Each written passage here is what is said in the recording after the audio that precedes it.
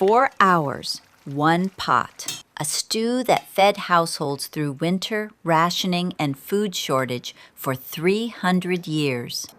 This recipe was recorded in the 17th century. Every technique in it is backed by food science that the cook who wrote it down did not understand as science yet. They just knew it worked. Before there were supermarkets, before there were refrigerators, before there was anything between a household and a long winter except what they had grown, preserved, or slaughtered in autumn, there was the pot.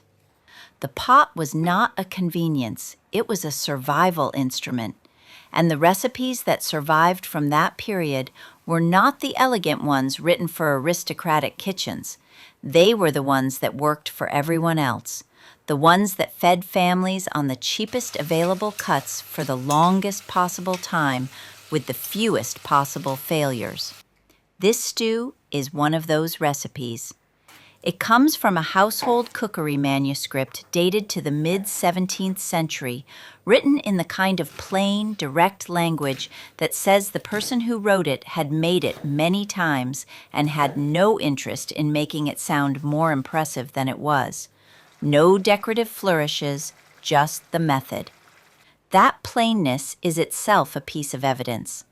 I am going to walk you through the whole thing today, but do not skip the bread step near the end. Most people replace it with flour and lose the one thing that makes this broth different from every other stew they have ever made. 450 grams of lamb shoulder, mutton leg, or beef chuck. Large chunks, not small cubes. Tougher cuts work better here, not worse. Tough cuts contain more collagen. More collagen means more gelatin released into the broth over the 4-hour cook. That gelatin is what makes the finished broth thick, glossy, and deeply savory rather than thin and pale. The cheap cut is the right cut for this recipe. The choice of animal also mattered historically in ways it does not always matter now. Mutton, older sheep past their productive years, was the default meat for most households for most of this period. It was cheaper than young lamb, tougher, stronger in flavor, and ideal for the long, slow cook this recipe requires. If you can find mutton, use it.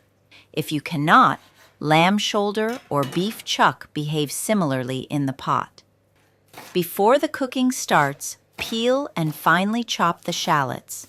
Peel and dice the carrots and celeriac into even-sized pieces and place everything into a bowl. Having the vegetables ready now makes the final stage much easier once the meat has finished its long simmer. Put 1 tablespoon of butter or rendered fat into a heavy pot over medium-high heat. Add the meat. Brown every surface until golden all over. Do not cook it through at this stage. Brown it only. Then stop. The browning creates a layer of caramelized flavor on the surface through the Maillard reaction. Those browned surfaces dissolve into the broth during the 3-hour simmer that follows. A pale, unbrowned piece of meat added directly to water produces pale, thin broth. A properly browned piece produces dark, rich broth. The difference shows up in every spoonful. 17th century cooks did not name the Maillard reaction because it would not be named and described for another 250 years. But the instruction to brown the meat before the liquid goes in appears in household manuscripts throughout this period. They knew the result even without the chemistry. The science caught up to the practice, not the other way around. 3 to 4 cups of water into the pot over the browned meat. Bring it to a full boil. Then reduce the heat to the absolute lowest setting. Lid on. 3 hours. Not 1, not 2, 3 full hours. The collagen inside the tough cut breaks down slowly into gelatin. That only happens at sustained low heat over a long period. High heat toughens the meat instead of softening it. 3 hours is not a suggestion, it is the mechanism. At the 3-hour mark, press a fork into the thickest piece of meat. It should yield with no resistance. If the meat is still firm, give it another 30 minutes and check again. While the pot works, have you ever cooked anything for this long before? A slow braise, a long simmer, anything that needed 3 or 4 hours of patience? Drop it in the comments. After 3 hours, the vegetables go in. 2 to 3 shallots, finely chopped. 200 to 300 grams of celeriac, peeled and diced into even pieces. 1 to 2 carrots, diced. A sprig of fresh thyme. Half a sprig of rosemary. Salt and black pepper to taste. All of it in, and this time the lid comes off. Root vegetables added at the start of a 4-hour simmer dissolve completely into the broth. They add flavor but no texture. They simply disappear. Added at the 3-hour mark, they spend 1 hour in the pot, which is long enough for them to become fully tender and absorb the deep flavor of the broth, but short enough for them to hold their shape when the stew is served. The uncovered final hour also lets some of the liquid reduce. The broth concentrates, the flavor intensifies. Both things happen at the same time without any extra effort. Celeriac is worth finding if it is not something already in the kitchen. It holds its texture through long simmering in a way that potato does not. Cold climate households grew it specifically because it stored through winter and added body to stews exactly like this one. It was not a fashionable ingredient, it was a practical one. Root vegetables that could be pulled from the ground in autumn, stored in a cold cellar through winter, and still held together in a pot in February were not optional. They were the difference between a meal and an empty bowl. This is the step I told you not to skip. 1 to 2 thick slices of stale country bread. Tear the bread into rough pieces and toast it in a dry pan until deeply browned on all sides. Stir them directly into the stew. Simmer until the bread has fully dissolved into the broth. This takes about 10 minutes of stirring. This is the step most people today would skip or replace with a tablespoon of flour. And that replacement is the reason most modern versions of this stew taste flat compared to the original. Here is what flour cannot do. As the bread dissolves, it absorbs the broth and releases a deep, slightly bitter, toasty note that integrates completely into the stew. Flour thickens the liquid but adds nothing to the flavor. Bread thickens and adds the one element that makes the broth taste like the sum of 4 hours rather than just the sum of its ingredients. 17th century cooks used this method because nothing else produced the same result. It still does not. There is also a practical history behind this step that goes beyond flavor. Stale bread was not a convenience ingredient for households in this period. It was a constant. Bread that had passed its useful life as bread became a thickening agent, a binding material, a way to stretch the caloric content of a pot of broth.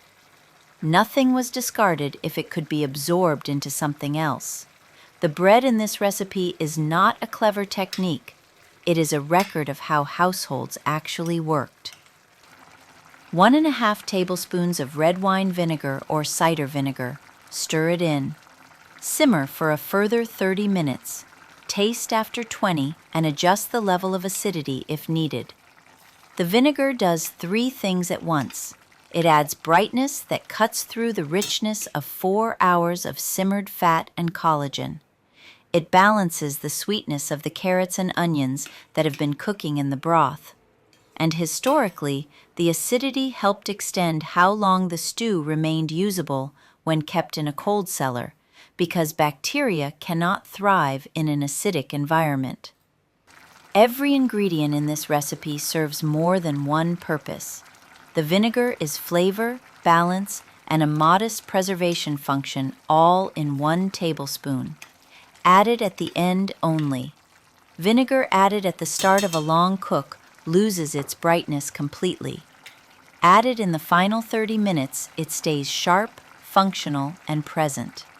Ladle it into a bowl. The broth is thick not from starch, not from flour, not from anything added to make it thick. From 4 hours of collagen breaking down and a piece of deeply toasted bread dissolving into it. Those are the only thickening agents in this pot. The meat yields at the touch of a spoon. The celeriac holds its shape after an hour in the broth. The carrots are soft but intact. The vinegar is present bright and clean, not sharp. The thyme and rosemary have dissolved into the background, and the broth carries their flavor without tasting them as separate things. I take a spoonful of the broth on its own. It is thick without being heavy, and the toasted bread is completely gone, absorbed into something that tastes like the stew has been cooking for a week, not 4 hours. This stew improves overnight. Left to sit, the fat enriches the broth further as it redistributes. The bread thickens it more deeply as it continues absorbing. The vinegar and herbs round out and become integrated rather than distinct. 17th century households knew this. The stew was made deliberately to eat better the next day, not just at the first sitting. There is a reason the recipes from this period rarely specify a single serving occasion. Cooking was not a daily event in most households. The fire had to be managed, fuel had to be gathered or purchased, and the time required to bring a pot to temperature and hold it there for hours was a significant investment. A stew made once and eaten over 3 days was not a compromise. It was the plan. The recipe was built around that reality from the beginning. For modern storage, cool it completely, portion into containers, and freeze for up to 6 months at best quality. Label every container with the date it was made. If you are reheating from the refrigerator rather than the freezer, do it slowly over low heat. The broth will have set into a gel overnight. That is the gelatin doing exactly what it is supposed to do. It will loosen again as it warms. Do not rush it with high heat. The texture comes back correctly at low and slow, and it does not come back the same way at a hard simmer. Dark broth. Meat that spent 3 hours becoming something a cheap cut has no right to taste like. 300 years old and still the best use of a tough cut and a stale loaf that anyone has figured out. Tell me in the comments, what forgotten recipe do you want me to bring back next?